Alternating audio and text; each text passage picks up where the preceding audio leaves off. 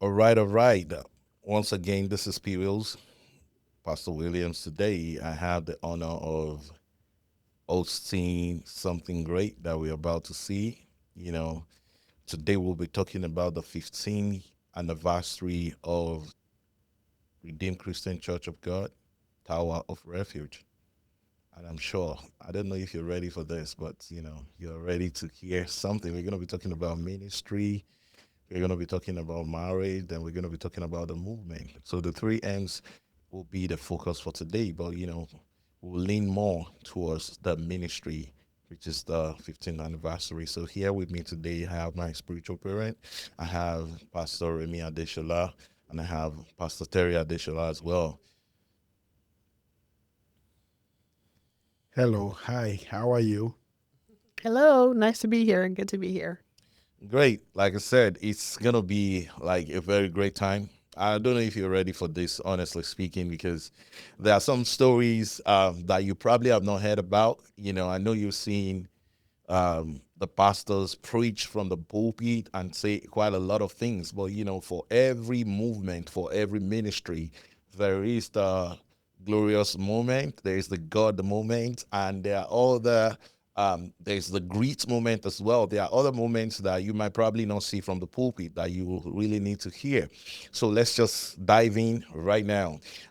Exactly at about 43 years ago, our daddy in the Lord, Pastor Remy Adeshola, actually relocated to the United States. Daddy, Yes. how did that feel? Great. I felt great when I was coming 43 years ago. And during this time, 43 years, it was very tough and rough when you don't have no direction. Um, but the Lord helped me. And during that time, I also met my wife 40 years ago. Mm, And the journey has never been the same since I met my wife, great. Terry Adeshola. Okay, that's good. I mean, you've done the introduction for mommy, but I'm just gonna ask mommy. So, 43 years ago, what were you thinking before you met daddy? Were you thinking, "Oh, I'm gonna meet a great, great man of God," or were you thinking of actually getting married to a pastor? None of those actually. We it was almost a happen chance that the way we met. I was in college at the time. I tell people that I always knew that I would marry someone from a different culture, but I didn't know what culture it would be. So, but I knew that. So I was working and going to school at the time, and my cousin that I was staying with called me from work and asked me, "Hey, what are we eating tonight?" So I said, "Order a pizza." So she did, and it was my husband, then future husband at the time, who delivered the pizza. So, and the rest, as they say, was history. Wow, amazing. I love the pizza story. I'm just gonna chip in something over there. One of my friend that actually came from Nigeria as well. We usually take pizza, we would eat. And one day he told somebody, I don't take pork. And the guy said, boy, you eat pizza, you eat pepperoni. He said, but I don't take pork. He said, but that's pork over there, and you're like, oh, wow. So that's it. So I just say that too. So, Daddy, when you went to do the pizza delivery, at that point in time, where you would you have intentions, when mommy opened the door to receive the pizza or something, did anything cross your mind? Actually, that pizza was the last pizza on the shelf. Nobody want to go to that location because they don't give tip in that location, So we pick and choose last minute. It was late at night. So I picked the last pizza. I didn't know that my destiny would change with that pizza. Wow. So I delivered that pizza and I saw one small woman just coming out to pick it up, and another lady opened the door. I was flooding with that one. I didn't know my destiny is behind. So and I said, I gave her the pizza, and I saw, she said, oh, I'm not the one that ordered the pizza. My sister ordered the pizza. And I said, okay. And I delivered the pizza. And I asked her a question, how are you and all that. She said, I'm fine. So from that day, she'll be eating free pizza. Okay. So that's it. Awesome. So definitely, I mean, without a benefit of a doubt, you actually got the greatest Gift of my life. tip that you could have got that night. She didn't give me tip. Yeah, well, you I got got I got the woman. God gave you The the woman. greatest tip Amen. of life. All right, one of the great things about numbers is that they really matter to God, and I tell people numbers matter to God so much that I put it in the scriptures that you must have the book of Numbers. So, this year is 15th anniversary. Once again, congratulations. Um, how do you feel? Uh, I felt great that we overcome the orders of 15 years in the ministry. I can't do that by myself, except my wife really, really believe in me. And join her faith with my faith. She put all her effort and resources in the ministry. For throughout 15 years, we've gone through a lot. But due to our support and our unwavering support, we're able to get to where we are with our resources, with our money, with our prayer, with everything that she believed in. Okay. She gave it all. Okay, great. I'm going to travel back a little bit Okay. because I think I moved to the ministry just for a purpose. Yeah. You know, at the start for you when you relocated to the United States, how old were you? I was 20, I'm 64. I'll be 64 in a few days. I was 21 because if it's, I'm here now 43 years and I came here when I was 21. So your story in the United States actually started when you were 21. Yes. So can you briefly tell us how did you come to the United States? Like who was like the motivation, the push? Who was there for you? When I was young, I hung out with a lot of rich children that their plan to travel was very clear to them. But for me, I came from a very poor background that I even sleep in their houses sometimes. But that motivates me that if these people can go to abroad, I myself should be able to go to abroad, but we don't have the resources. So I tried several times, 8 times. I went to an embassy and they didn't give it to me. Finally, I met an angel that I believe is an angel. He just saw me crying at the embassy and he said to me, why are you crying? I said, I want to go to America. He said, but they didn't give it to you. I said, yes. I said, but I want to go. He said, I should go and bring my certificate and all that, go to Federal Ministry of Education, meet me back here the same time. And I did that. I went to everywhere, collect everything that I have. I brought it back to the gentleman and I gave it to the gentleman. That was last time I saw the man. I never give him a penny. I just give him my address where they are to mail the paperwork, the admission letter to. And that was it. I gave it to him. My father was there. My father said, do we need to pay you for your process? I said, no. He said, I'm here for him and I want to help him. And I gave it to him. As I'm speaking 43 years ago, that's when I saw the man last. And a month later or 2 months later, I saw for my 30 admission letter. I don't even know where to say thank you to him. So that's why I said it was an angel that brought me here. And I went back with the same application, with the same passport, and they gave me student visa. So it's very obvious that God has always been orchestrating My and step. been the main master architect for this. Yes. So now to you, mommy, Daddy said something that is very, very clear as well. So from his story, is personally a self-driven person. How have you seen that in knowing him early enough? Since I've known him, he's always been a person that has been motivated. He's always had confidence. Even before he knew God, he now puts all of his confidence in God. But before he even developed a relationship with Jesus, he's always just had confidence in himself that I can do this. If other people can do this and I can do it too. Even with school, because he always say, and I always want to correct this, and I haven't. He always says that he didn't know how to read and write. That's not 100% true. He did, but his educational level wasn't very. He just never focused on education. So that's where I came along, and I helped him with that, and that's how he was able to graduating and get a degree, a college degree. So, but he's always been determined, and his premise has always been, if other people can do it, why can't I? So I've sort of, you know, that it inspired me as well too. So I'm now finishing up my PhD finally after I don't know how many Great, years, great, great. and Congratulations, man. he's been my truest motivator because he's always said, "You can do this, you can do this." So there have been times when I would just feel like it's just too much. I don't need this particular degree. It's just more of self fulfillment, personal fulfillment. But he's just always been, you can do it, you can do it. So he's always had that self determination within him. And then once he developed a relationship with God, it just went to another level. Yes.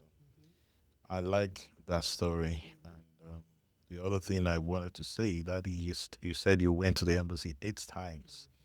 And I love, like you said, how God uses numbers to interpret things to us. We all know that 8 also represent new beginnings. And the ninth time in the game of soccer, I played soccer. In the game of soccer, when you see somebody wear number 9, that's a goal scorer. So for you, the ninth time was the goal scorer scoring moment. Okay, that's excellent. Now, let's pivot a little bit into the future, which is the I'm looking at it now from that time that you gave your life to Christ. I would like to hear the story. How did it happen? My conversion is divine. I had a dream 1994 that Jesus came to me in the form of my mother, and he gave me the Bible. He gave me the cross. So my mother was telling me, he wake me up, I'm in a dream, and it's like real. So, and he explained to me who Jesus is. I was born and raised as a Muslim. My Muslim name is Muri Sekou. So they call me Muri when I was young. So like I said, my conversion is divine, and Jesus, in form of my mother, white with Bible and cross in his hand, and she opened the Bible and showed me the name of Jesus, and he gave me the cross. He said, if I can know this book, for me to know this man, I have to read this book, and if I know this man, and this man is living inside of me, I will not die. When I die, I go to heaven. He explained it to me in the dream. And they said this man must be living inside of me. And he put the cross, and the man is sticking in my body that he must be inside of. I said, no, I don't want it. He said, no, you have to be inside of you. So he gave me the Bible and he put the cross inside of me. Then my body shake. And in that dream he showed me now, it's inside of you. Go and live forever. So after that, the dream continued, and I find myself in the mountain, and the people on the ground look like a ants. And I hear the voice behind me said, "Open the Bible." Psalm 109, verse one of the the the pathway and the light to your lamp and all that. I'm just paraphrasing. He said, "Put your feet on it. That book will carry you to everywhere. Will give you direction where to go." Immediately I open the book. I'm about to put my feet on it, and I find myself among the people on the ground while I'm preaching the gospel. So, and I woke up. So that from that moment, everything I do, if I'm not doing it right, it is become a problem. So I have to go back to the manual, which is the Bible, start reading my Bible. But my wife even encouraged me to go to Bible school. I went to Bible school for 2 years to see whether I can capture so many things, but not knowing that the Bible itself carry more power than you sitting down with theologian to introduce him to you. So that was the beginning of my salvation. So down, I began to go places and preach the gospel. Yeah, they also say that to really know who a pastor is or who a leader is, you have to check his home. So I'm gonna bring it home to you, mommy. Everything. Has there ever been a time that you thought that honestly God failed you? I won't say that God has ever failed me. I sometimes I think back to my even childhood, and I know that God has been faithful every step of the way. But I've always questioned certain things because I grew up in a tumultuous home life. So, and I couldn't wait to go off to college, and because growing up I used to read a lot. I used to love books, and I read a lot, and that was my great escape. So when I left home to go to school, um, I was really um, expecting that things would really change and get better, and it did for a good while. But then after I got married, you know, all marriages go through their ups and downs. There are no perfect marriages whatsoever. But and that's the book that I wrote about, which was about forgiveness. Because of an extramarital affair that my husband had. So I questioned God, and I said, I grew up in a very tumultuous home, and I never wanted a repeat of that in my own life with my family that I would have one day. So I think I questioned God about why did you allow me to go through this? And I felt like in my heart, he's sort of said, there are no wasted experiences. There are no wasted pains. Everything you go through is for a reason. Just like Joseph told his brothers, "What you meant for good, for what you meant for bad, God turned it around and made it into good." So God, He wastes absolutely nothing. So even when we're going through something, we don't understand why we went through it. We can always lean on God and allow Him to just work in us and through us. And when He does, that mess, I mean, always becomes a message. And I feel like that's what how He spoke to me was that it's for somebody else. It's not necessarily for you. You went through it and you came out, but I will use it now to help other people. Yeah, excellent. And the truth of the matter is, you have a product right in your hands. I do. It became a story that is actually helping people. My wife read it. She was glued to it for the old time reading it.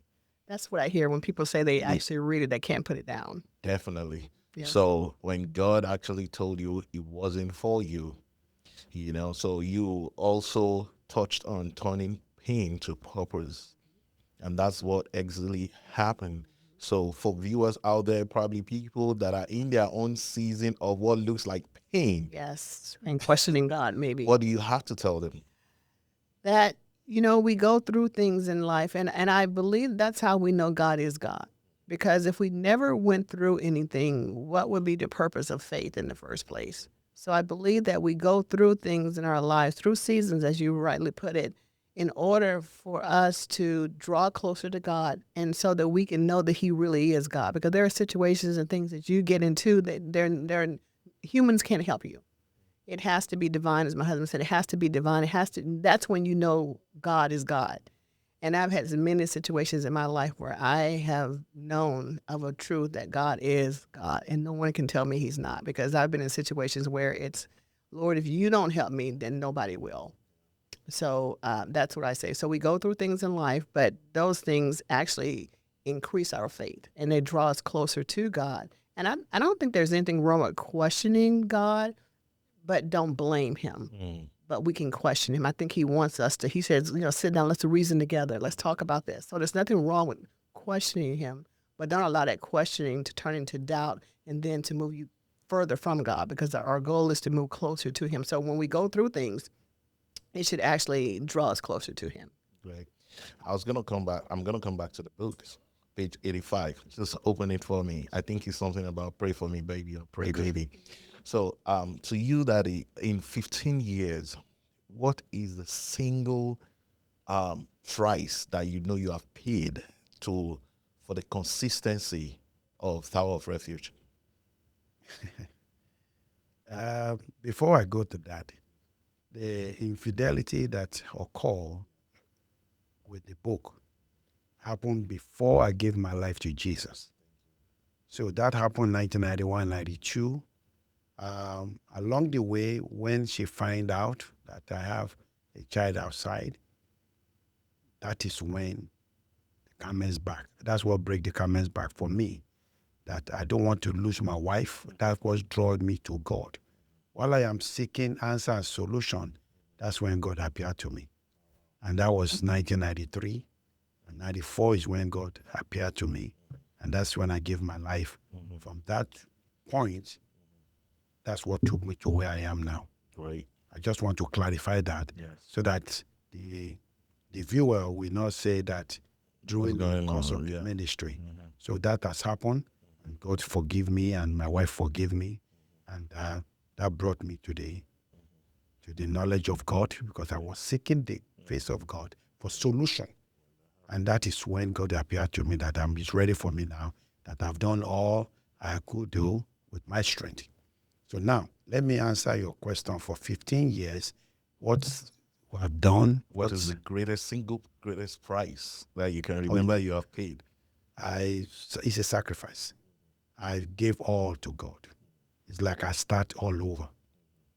And in the course of that, God sent me out of my comfort zone. We used to live in Sugarland. I used to be a minister in the church, Redeemed Christian Church of God. I used to be the prayer leader. I do a lot of teen evangelism team. And along the way, God said, move. So I gave everything, my home, everything. We have to ask God question, where are we going? He directed us here in the woodland, to the woodlands. So my greatest sacrifice is that I left everything for him. Build me back up in his own way by surrendering everything. So he picked me up from that moment and begin to shape my life to the new assignment that he has for me. Great. So the assignment, you were in Sugarland. How, I mean, I know that sugar has wood in it. Or how are you able to move? I mean, anybody that has sugar is like saying Honeyland. You're now saying you're moving to Hoodlands. Yes. There is no Sugarland other. is a city on its own in the U.S. Yeah. And the transformation, when it took place, we asked question, where are we going? Because he said move. Move from the ministry, church where we belong, move from home where we are, move our children. And he said, he's going to show us where to go. So while I was fasting, and because I always make an inquiry, anytime the new assignment, I always ask, what can I do? What next? So he showed me, because I always come here because I do deliverance. I have a grace for apostolic order and the deliverance ministry and all that in my old church. So every month I always come to Woodland for retreat, 3 days, Friday, Saturday. I go from here to the church. My wife and the children meet me. So now when he said move, and I ask question where, and he direct me to where I always come to pray. I don't know anybody. I just come to live for retreat, to live where, so that I will not be distracted. So, and he's directed me to come back. That's why we came here. And I came here. My wife said he's not coming because you are the only one that here. So it took her 3 months seeking the face of God. And last minute he said, go and meet your husband because he's not coming back. And then everybody packed their load and meet me here in the Woodlands. I was now away from our home. Yeah, because I always, when I listen, I really listen very deep, and I could pick from where you were in Nigeria, hanging out with the rich kids. And when God is going to send you out of where you were at that time, there's a correlation to when you were young and God moving you from Sugarland to the Hoodlands. But, so I just wanted to press on that. Then to mommy now, I mean, for 3 months, 90 days, actually, 90 days to make a decision what was going on. Well, it's not that I didn't believe that he had heard from God, because I know he did and does hear from God, but I wanted conviction in my own heart, and I did not have that. So I asked the Lord to speak to me in his own way, and he did.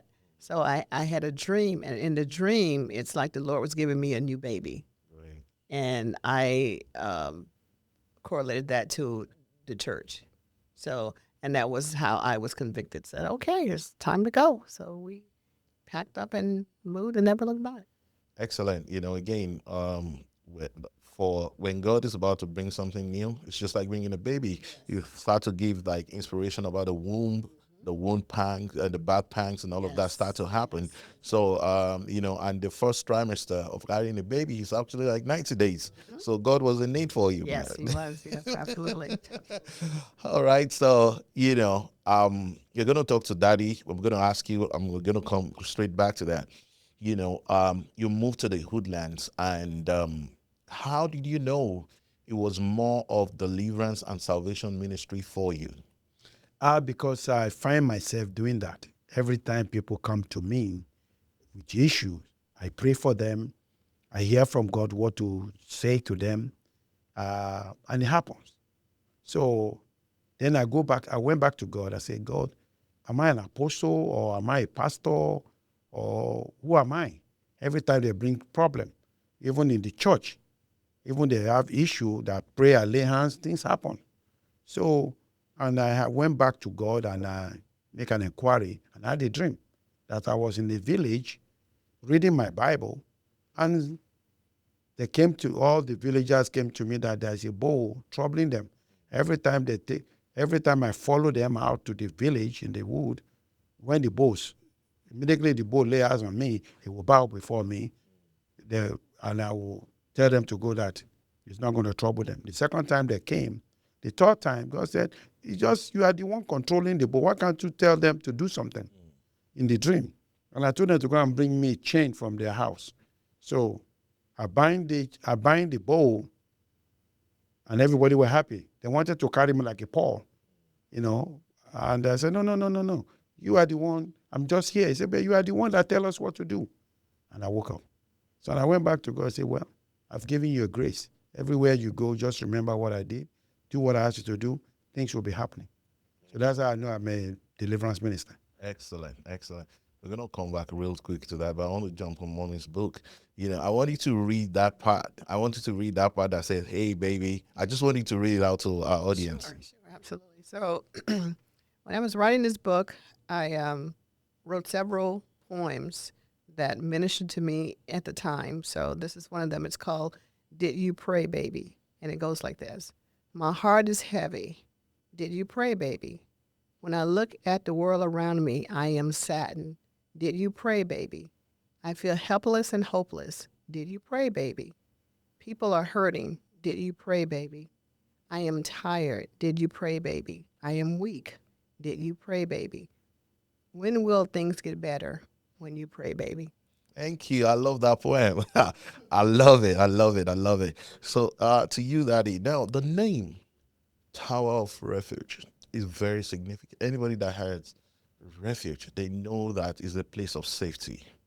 How did that name come to you? Very simple. When we find out that we are moving to a new assignment, my wife and I shut down everything for 2 days, 3 days. We came over here to look, to search, to ask God question. What do we gonna name the church? The name came divinely. While we are praying, we are seeking the face of God, and the word came into my spirit, and we went to the Bible. We look at the name, refuge, Tower of Refuge. It's a place of refuge where people will come and seek my face. They will receive rest. They will receive peace. They will receive solution. And I said to my wife, I said, God has given us a name to buttress, to assure us, for God to assure us. Our Pastor uh, um, Bayo Faduba was the one that sent us out. So he said, when we get the name, send it to him. He will pray over it, and that will be the name of the church. I I wanted to tell him the name. Even for me, maybe it's me. I like to make inquiry from God.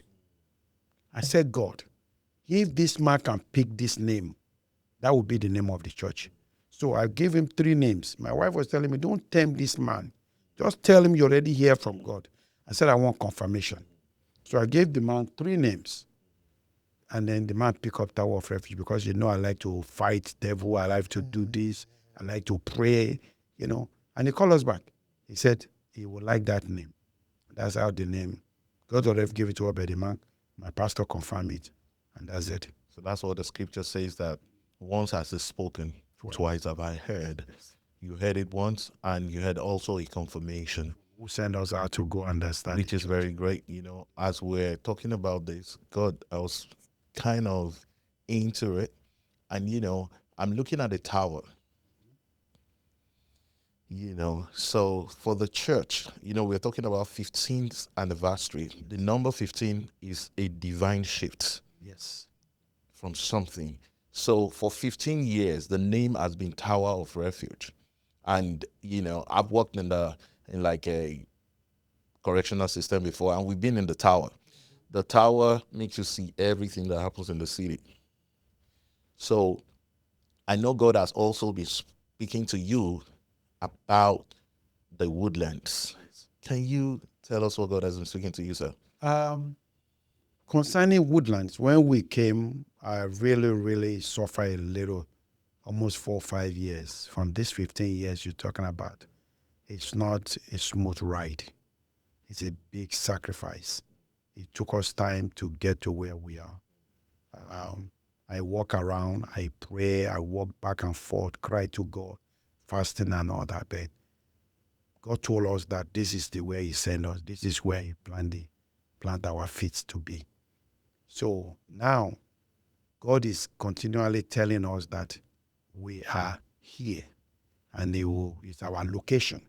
So I believe when you are in your location, things will begin to happen. Yes. So He gave us 4 years that after 4 years, He will begin to work things out. That is like a more test of time or shaping time. So after 4 years, my wife came back and said, we've been struggling for 4 years. I wanted to throw down the towel and say, God, this 4 years is too long. And my God spoke to my wife, said to tell me that he's with me.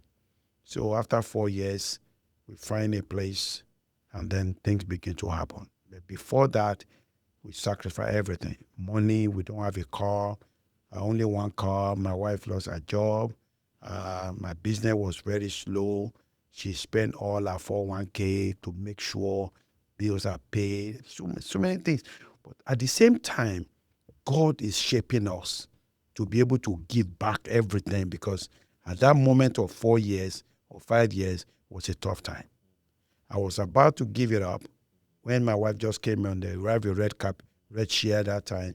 He said, Remy, you know what? We are gone too far. We can't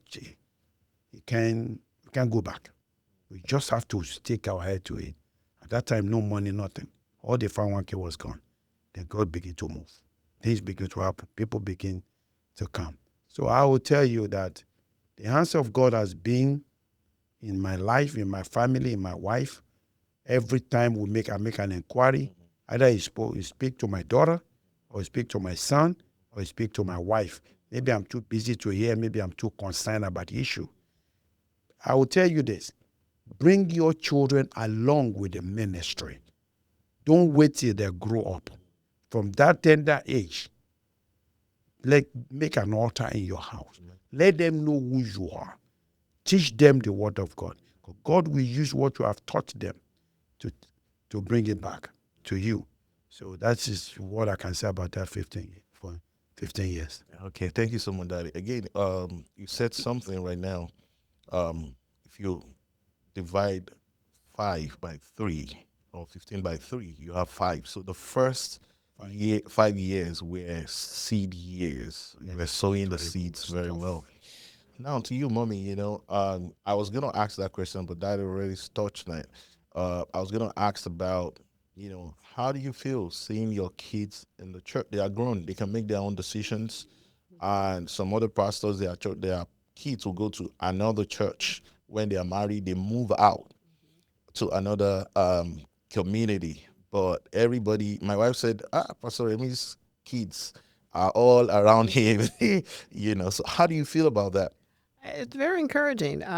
We raised them in the church, and obviously they have their own minds and they're independent thinkers. But we cultivated a very close relationship with all of them. So I suspect they probably ever won't go very far physically, and then obviously we don't expect them to stray too far spiritually either, if at all. So it has been a labor of love. We've taught them how to be supportive of one another as well as supporting us in the ministry. Um, but yes, from childhood, as he rightly said, we raised them in the church. So um, and they know that we must all be about the business of the Father. That's something we cultivated in them as well, to be about the business of the Father. So, and I believe that that's what we're seeing now.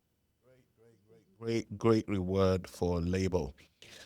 Daddy, you talk about business, and you're also a very successful business man. I'm actually bringing this to the conversation because there are a lot of probably young people that will need encouragement from people like you. So, how are you able to manage business and also manage ministry? I find that from my mother. My mother taught me how to fear God. It's, like I said, I came from a very poor background, but my mother feared God. She always talked to me about somebody up there. So with business, it taught me how to do business because business, since I was young, I would go to market to buy and sell. I thought I'm going to be a trader because, like my wife said, my education was not great when I was young until I find my partner here, which is my half, my wife. I call her my half. And so with business and the ministry, I balance it because I love people. I like to meet people. And my mother taught me that for you to be wealthy in life, for you to make finance, for you to succeed, to be a successful business person, you must go after the people, not the money.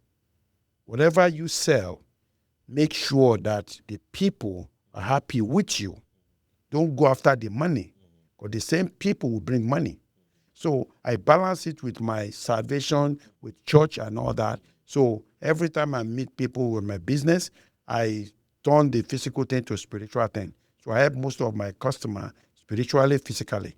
So with the business, why I'm successful in the business is that the people that I meet for the business is the same people that I minister to. So every time I minister business, I minister spiritual business also. So with that, I balance it out. So anytime I'm going out in the morning, I always tell God, me send people that I'm going to a marketplace. This marketplace I'm going, send me the people that I will minister to in your way, and also that will bring me money. For first 20, 25 years, I've been doing the business for 36 years. For the past 25 years, I put that in the concept every day, my altar. Before I don't leave home without going to the altar to talk to God. So I tell God, bring me the people. Let me minister to them. And also let the same people bring profits to me. So expand my business like that. Everywhere I go, people, they say, go and meet him, he will take care of you. So that's how my business is expanding. Yeah, in our prior conversations, you talked about the man that really believed in you and that brought you into um, the business space.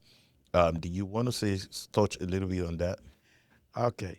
Many years ago, like I said, the business, I followed somebody to talk to a lawyer because they represent the person, and the person was not happy about the representation. So I went in to talk to the man because I have a knowledge about insurance. I learned that from school and on the road, on the street. So the man said that, how do you know so much about this? You are not a lawyer. I said, I learned it on the street. He said, okay, come. I will teach you more. I'll give you more information. And he sent me to a school to learn how to do the insurance claims and all that. So after that, and that was it. And I said to myself, I would do it. So I began to work with the man. And after that, the man passed away. I started my own in 1988. And I went to the insurance school and I got the license. That's how I started insurance business. Okay, great. Um, Tower of Refuge over time has really translated not just what God has given to you. It's been a family church. It's Yes. been a community church. Yes. And that is gonna continue to happen. Like I said, this is a season of like divine shift. What's your vision for the next 15 years? Oh my goodness. Yes. My vision is a new assignment that God has given me now. That I'm also a missionary. I travel widely. When I was before the church called me to go and start a church, I travel widely, and I always do deliverance all over the place. I always do things, but God always gave me step by step what I need to do. If I come to you now and you're telling me something, once I pay attention or hold and shake you, God will tell me what to tell you. And everything I tell you is going to be accurate. So the level God is, the new assignment now is to bring more family to know Him, to let them know that without me, you can't hold everything together. It is only me that can hold the family. I'm like a pillar. So I'm going out now with full force to do more of that, to bring more family to the house of God, to preach to them, to tell them what God is doing. Even we are planning now when I want to retire next year, I want to be going on a mission, traveling all the place. But for now, the new assignment is deliverance and healing, and deliverance and healing, and prophetic grace, so that I can prophesy and declare the word of God. And that is the new assignment that I have now. So for the past 15 years, we've had people be massively contribute to the ministry God has called you to. Yes, I have a vision about God gave us a foundation, Refuge Foundation. That was during the COVID time. So we find out that in Africa, they don't have community support like welfare from government, but they shut down everywhere. Nobody be able to go anywhere. No food, no assistant. So God spoke to me that go and help the needy. So, and I wrote it down, and registered the name. It's called Refuge Foundation. And since that time, every month, every other month, God always raised people to support that ministry. And that ministry has been on.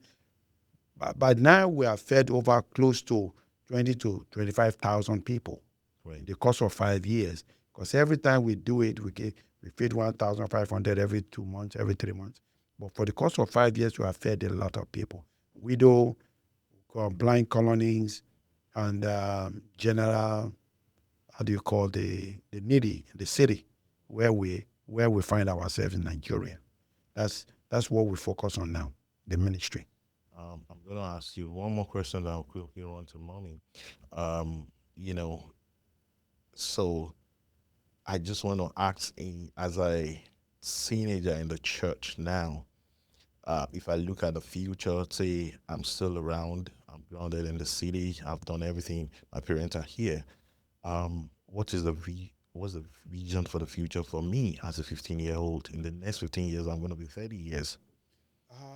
I will say that you focus, put your trust in the Lord while you are in school. Don't be distracted with the digital age we are in now. As a 15 years old, if you focus on the Maker, He will give you direction, He will lead you, and He will guide you through the next 15 years. I would tell 15 years old that is in high school that all you need now, because we're in digital age, the digital noise would distract you if you don't have a proper guidance. Let's continue, because God is moving now to the digital age. Many things is happening around us, but the Maker who can give you the wisdom and the full knowledge of what is happening right now, it is God. So I would tell that 15 years old, from this moment, let's walk step by step with our Lord Jesus, so that can give us next thing to do. But for me, as a ministry, I'm looking forward to have more family, more homes saved, more home deliver, more home to seek the face of God, more home to come to Him, to trust Him, more home to be delivered, to be vindicated from the digital noise. Because so many things is happening around us. And we need somebody, which is our Lord Jesus Christ, to help us, to guide us through this moment we are in. So for me as a minister, as a pastor, I'm looking forward for more instruction from God. What to do at this time for the next 50 years. So, mommy, I also want you to speak to that because, times are changing, seasons are changing. And, if Jesus tarries, we're still going to be around by God's grace in the next 15 years. Um, what do you see in the leadership of Tower of Refuge? I see it continuing to evolve, as he rightly said, and to focus on families. There's a I think there's a paradigm shift on so many levels now, because more than ever now you see homes that are falling apart. You see a lot of dysfunction. So we need to understand that our hope, our peace, our joy can only be found in Jesus Christ. And the younger the person is that realizes it, I think the better their progress uh, through life will be. Mostly because, as he said, the digital age is really has captured our young people. So you need to be grounded. You need to find your own voice, and not allow society, the community, or even the government to tell you who you are. Your identity is in Christ. So if we can speak that message as loud as we can, especially to our younger people, to get them to understand that you have to define who you are, not society, not the culture. You have to define who you are, and to the earlier, as I said, we can capture them, the better it is. I think overall for their future and for our culture, because, like I said, there's so many people that come from dysfunctional families, and the more dysfunctional people are, the less likely they are to plug into positivity. So we have to sort of, guide them in that direction so they can understand that no matter where you come from, there is hope, but that hope is only found in Jesus Christ. It's not found in the digital whatever. It's not found on social media, all the platforms and so forth. It's only found in Jesus Christ. So I think that's the loudest message we need to preach now. Great. So, I'm going to move a little bit away from serious mode. So, Daddy, what makes you smile in church? When I see when I see people in church smiling and they're rejoicing, they come to hear the word. It gives me great joy that Tower of Refuge still standing. So every time I see family, I've got around to see the children room. That's my joy, to see people aligned with their assignment, to see people coming together on one purpose, coming together for what God is doing. It gave me great joy. Even when I travel out, I see people still moving, still doing something that God wants them to do. It give me great joy. Mommy, what do you have to tell a young lady in church that is down and he needs to be happy? Well, you have to shift your focus and not focus on the problem, but focus on the one that can solve the problem. Oftentimes, as my husband has said, so on so many occasions, we have a tendency to magnify the problem instead of the God we serve. So I would say shift your focus from the problem to the person, or the God that we serve who can solve the problem. And I think if we can do that, then we can find joy, because I believe that joy and peace are only found in Christ. And I know that's a journey in and of itself, but a person has to be willing to get on the path to that journey. That's great, great, great, great. So, Pastor, Daddy, who is the one pastor in church that makes you just laugh when they're talking, when they're preaching? All of them, they preach well. Smile. When the word of God is moving, He must touch your soul. Maybe the crack joke, I can say maybe Pastor Charles. Maybe Pastor Charles, because he have a sense of humor. He puts woman with his word, that when he's preaching, he connects. And I have a lot of ministers. Okay. So, So another quick one. Who is the most serious pastor you know in Tower Refuge? it's Pastor Charles. Pastor Charles. Pastor Charles is serious, and Pastor Mojola. Okay, so when we talk about seriousness, like we just go straight to the point, because you have said Pastor Charles will usually use humor. Yes, Yeah, put so woman face with it. Just go straight to the message. Who's that person? Pastor Mojola. No, go. no fluffing, no No playing fraud. around. No. It's direct, Okay. serious, direct. The man Okay. is loaded, and he has been preaching the word now for over 50 years. Okay. 73 or something. Very serious. Also, let me use this medium. Also, in Tower of Refuge, we have a marriage counseling. We have a marriage seminar all the time to bring the family together. And he's the one that has the Pastor Emmanuel Omojola. He had that, and that is his calling. Even the church know that when he's on the pulpit, any topic you give to him, he will turn it to marriage. Yeah. At the end of the day, you look at yourself, am I still married, or I need to go and do my renewal? Okay. That's it. We have that in Tower of Refuge, and that is one thing that builds us up. Great. Because our time is smiling at us, so I really want to ask this question a little bit serious, but funny. You talk about retiring. I know it's not from ministry, but also I know that Tower of Refuge is going to be around 40, 30 years after now. Forever. So, yes, amen. So, what is the leadership structure that you're looking at to say, okay, I know if I'm not around with this leadership structure or with these people, structures and people now, this is going to run like seamlessly. It's going to be effortless. I have a lot of young people Yes. that I'm raising now Yes. that to continue the pursuit. Yes. And they are very vibrant, they are very intelligent. Yes. I won't name the name now. Yes. I'm grooming them. Great. They are young, they are family oriented, they are business oriented, they are capable to move the church forward. Retiring is not from the ministry, it's from my secular job so that I can focus on the ministry. I have my son now that will take over the legal, how do you call them, legal framework and the legal, It's a legal harm. legal harm that I want to retire to so that I can continue my legacy in the insurance industry, personal injury claim, litigation, and all that. We do that. So after that, after I retire next, I want to focus more on the ministry that God have given me. Great. So, Mommy, I know that is the main pastor here, but I think you should answer this question as well. The Redeemed Christian Church of God, that you are Deboye, has the church been a blessing to you?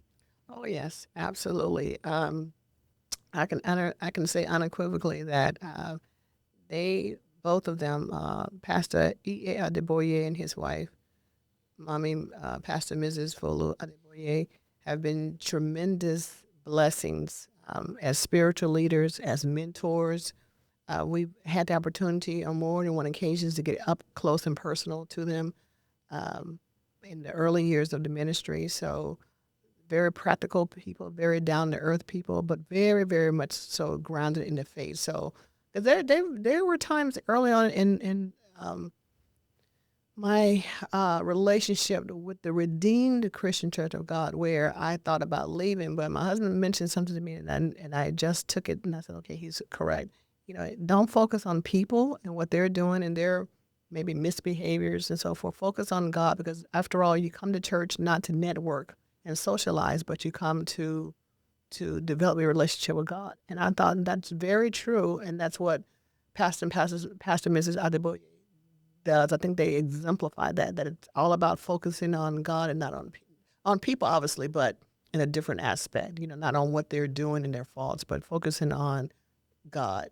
And when you do that, you're less likely to get intertwined with people and maybe some of their misgivings and things they do to sort of maybe distract you, if you will. So, but no, they've been a tremendous blessing. Great. So, I mean, from my end, I'm done. But, Daddy, what do you have to say that I didn't capture? You capture most everything for ministry, for business wife, for business aspect of it. And one thing I want to tell the viewer or the audience that will be listening to this is that capture your children when they are young. Teach them the way of the Lord. Have an altar. What I mean by altar is a place where you meet, you gather together to talk about God, to teach about God, to pray with them, to counsel them, teach them the way of the Lord. That is where the altar is, where you choose in your home. It would be nice for you to gather them every day.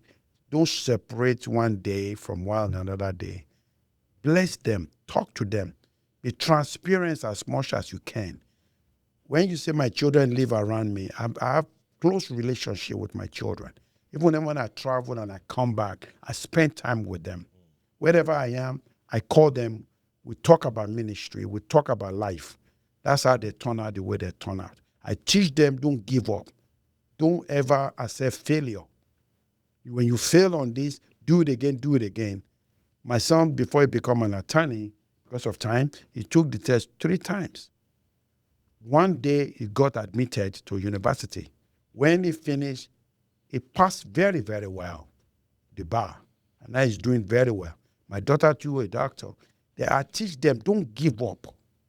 Every one of them are successful because I put in them in the earlier age that don't be discouraged. Whatever you do that you fail, that is where God is calling you. Go back and do it. And that's helped me with my children. That's why they're serving the Lord with me, because they see the genuine love of God in me and to them. So that's what I just want to pass to the viewer. Thank you. Mommy, over to you. I would just read Jeremiah 29, verses 11 through 13, which says, "For I know the plans I have for you, declares the Lord, plans to prosper you and not to harm you, plans to give you hope and a future. Then you will call on me and come and pray to me, and I will listen to you. You will seek me and find me when you seek me with all your heart." Thank you, Mommy. Mr. Wale, anything from you before we wrap it up? We still have some. Nothing. You're not expecting it. Okay. So, I mean, to all the viewers, this is recording especially for Tower of Refuge 15th anniversary. You have heard spiritual conversations, purposeful conversations, family oriented conversations. And some of you probably don't know the history. We are going to be bringing this to you more and more, from the Tower of Refuge channel. Just stay glued to it. This is just the beginning of a divine shift. And I'm sure you're ready for it. Thank you, and God bless you.